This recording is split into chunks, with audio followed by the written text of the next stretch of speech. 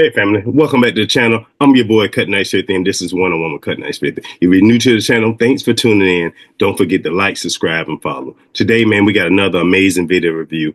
Due to the election, man, we know all kind of misinformation and misunderstanding of laws, policies, everything else was going into place. Today, man, we want to cover Roe v. Wade, the truth, the story behind it, and all the facts that a lot of people have often forgot or what the media doesn't really want you to know. So let's go ahead and take a look at that. Hey, like I say, if y'all been rocking with us for a while, you already know what time it is. It's time to tell the truth. It's time to stay blessed, stay safe, and stay healthy. That's what we're all about, positivity. We're not about down talking to anybody, degrading them just because they own personal belief, religious belief, sexual orientation, none of that stuff. That's not how we're built.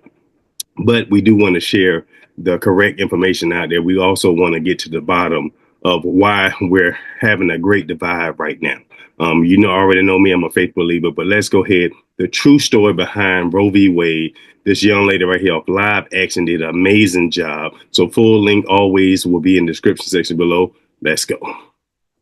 This is the true story behind Roe v. Wade, the landmark 1973 Supreme Court ruling that effectively legalized abortion through all 9 months in the United States.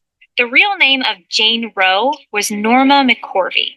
In 1969, Norma was a 21-year-old single woman in Dallas, Texas, who was struggling financially and regularly abusing drugs and alcohol. She was also pregnant with her third child. She had surrendered custody of her first child to her mother and placed her second child for adoption. With her third child, she sought an abortion, but abortion was illegal in Texas.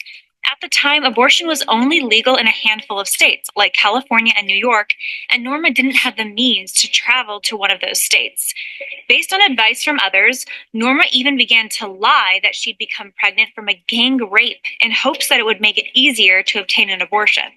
It was one of many lies that Roe v. Wade would be based on. Norma became the target of two young and ambitious lawyers, recently out of school, who wanted to change the abortion laws in America, Sarah Weddington and Linda Coffey. They took. And make sure y'all get a note, take notes on this one right here. So this is all the truth. Sarah Weddington and Linda Coffey. The young lady already started her story saying that she was gang raped, which wasn't the case. She was pregnant with her fourth child. So pay attention to all these details. Ladies, this is the truth behind the Roe v. Wade. Let's go. Norma out to lunch when she was 5 months pregnant, drank beers with her and got her kinda smashed, and convinced her to agree to file suit to challenge the abortion laws in Texas. Dallas County District Attorney Henry Wade would represent the state as defendant. Weddington would later admit to using Norma for her own ambitions to challenge abortion laws.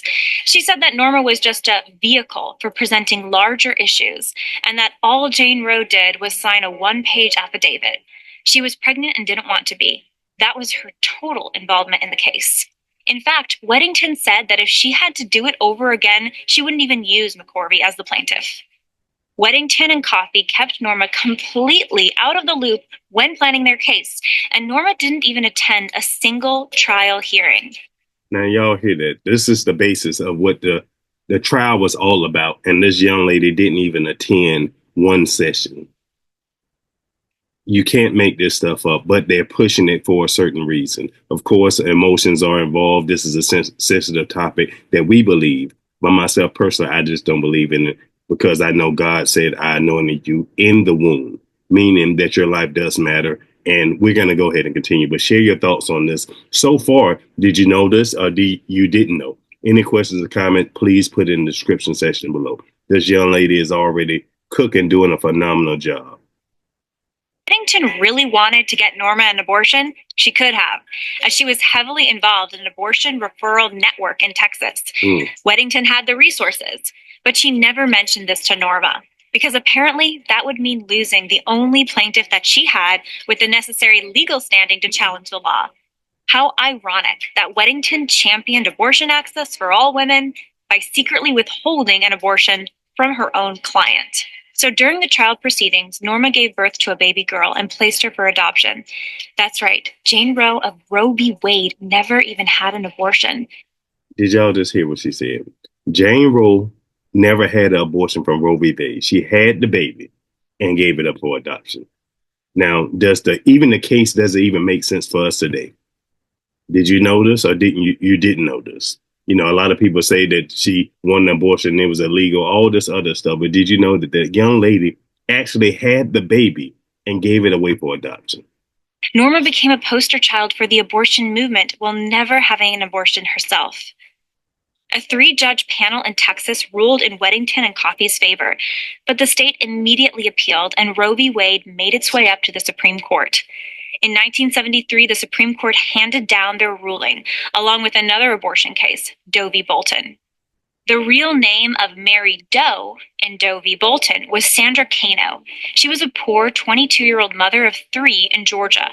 After she became pregnant with her 4th child, Sandra met with a lawyer named Margie Pitts Hames, seeking legal help to get custody of her children in foster care and then to divorce her husband. Despite the fact that Hames filed suit on Sandra's behalf to obtain an abortion, Sandra maintained that she in fact never wanted an abortion at all. She said it was not my signature on any documents agreeing to one. Now, the second lady, this is the same abortion case. This is part 2 of it. Both of these made it to the Supreme Court. Sandra never wanted an abortion at all and never signed any documents agreeing to have one.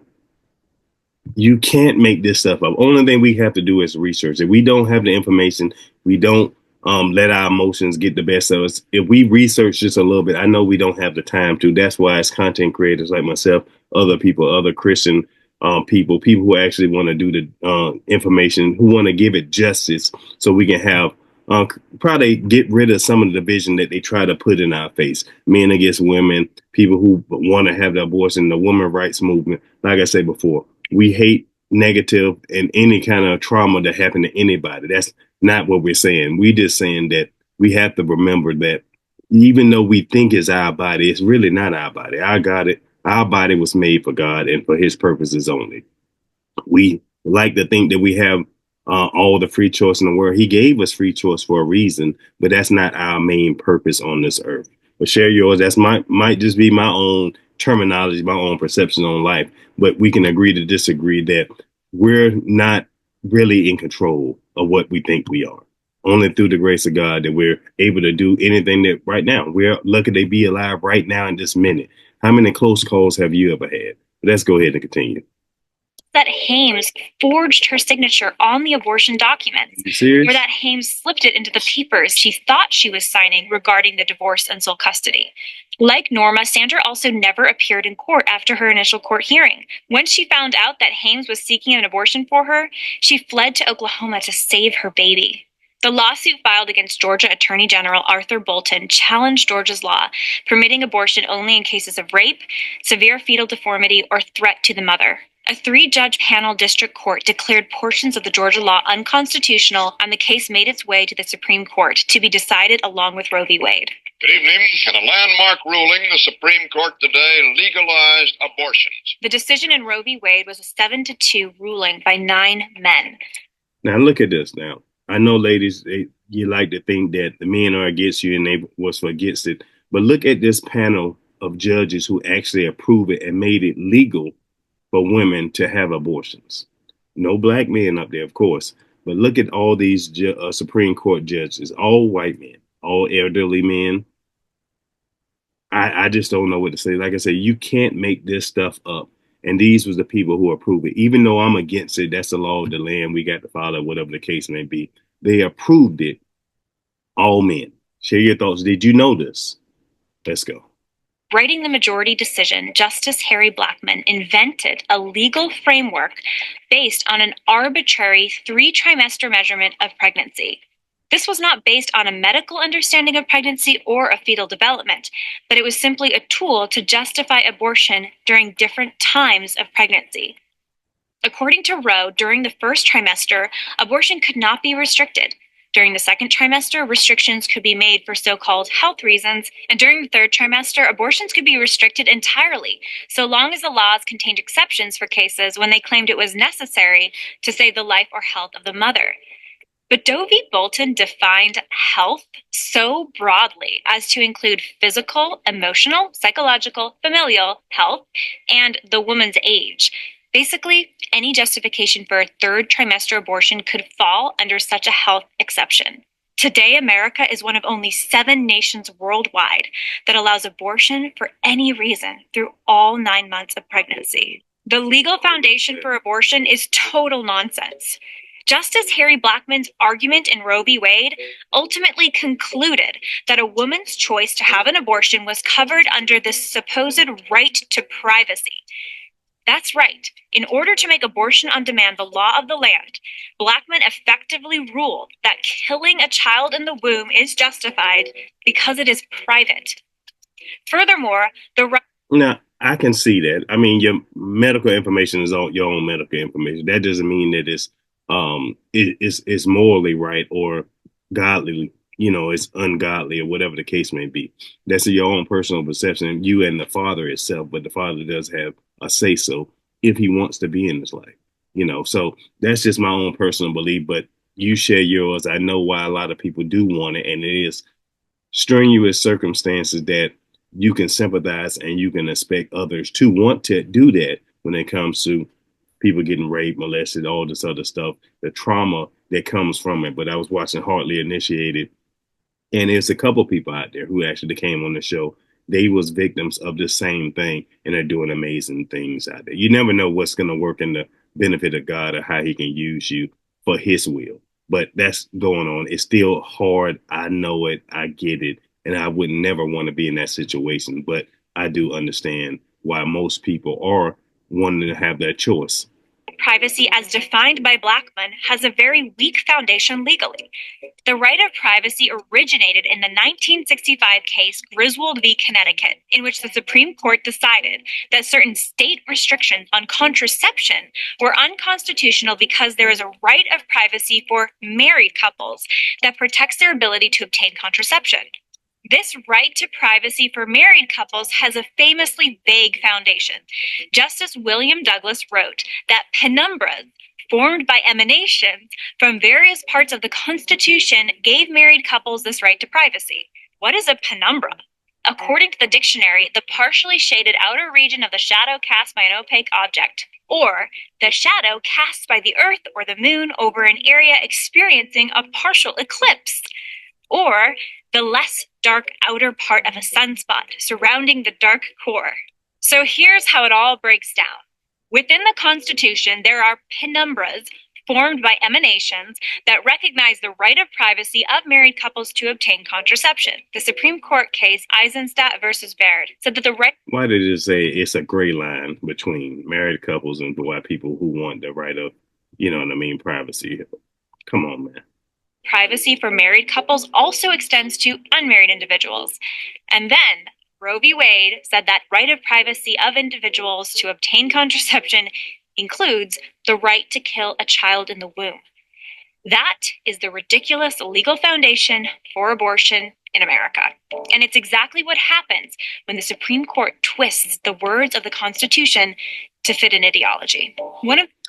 So y'all just hear all that right there. That's the foundation that is built on, that why they approved it, everything else. But the reason is why. Do you think these men who approved it was looking out for the best interests of people, or was it for a specific reason? You already know I'm a conspiracy theorist, as they say, but it's not a conspiracy without a theory behind it. But share your thoughts. Let me know what you think. Sensible parts of the Roe v. Wade opinion is when Justice Blackmun made this startling admission. If prenatal personhood is established, the case for abortion collapses, for the fetus's right to life would then be guaranteed specifically by the 14th Amendment. Y'all pay attention to this right here. And this is what I was saying all along. God said, I anointed you in the womb, meaning you were special. He created you. He knew you before you was even in your parents' womb. If prenatal personhood, remember personhood, that means the baby's alive, you got to consider it a person. It's established. The case for abortion collapses. For the fetus, right to life would be guaranteed specifically by the 14th Amendment. We don't see infants or you getting pregnant as a person. We just see it as whatever. I don't even know what people think when they say it. It's just a fetus. It's no soul and there's no life in it. But God created it for a specific person. You already know how challenging it is to get pregnant. Most people can't have it, or people who are actually trying, how long it take. but it takes you so long to actually make that happen. So you just got to think about that, put all perspectives in the same place and go from there. Keep that in mind. According to Roe v. Wade itself, the entire case for abortion depends on dehumanizing and depersonalizing an entire group of human beings just because they're young and in the womb. Think of all the other human rights injustices that have been based on human beings not being recognized as persons. Abortion is no different. Science, reason, and legal precedent all definitively show the personhood of children in the womb, and so the Roe v. Wade opinion openly reveals where it self-destructs. The true stories of Norma McCorvey and Sandra Cano show that abortion has never been about truth, it's never been about justice, and it's never been about women. Abortion has always been about using women and killing their children for selfish ambition and profit. As feminist leader Alice Paul said, abortion is the greatest in the exploitation of women. And since 1973, over 60 million children have been killed by legal abortion. You can't make this up. Just imagine how sad or hurt God is about this tragedy right here. 60 million people from 1970. And probably this increasing has been killed or exterminated generations upon generations by this movement.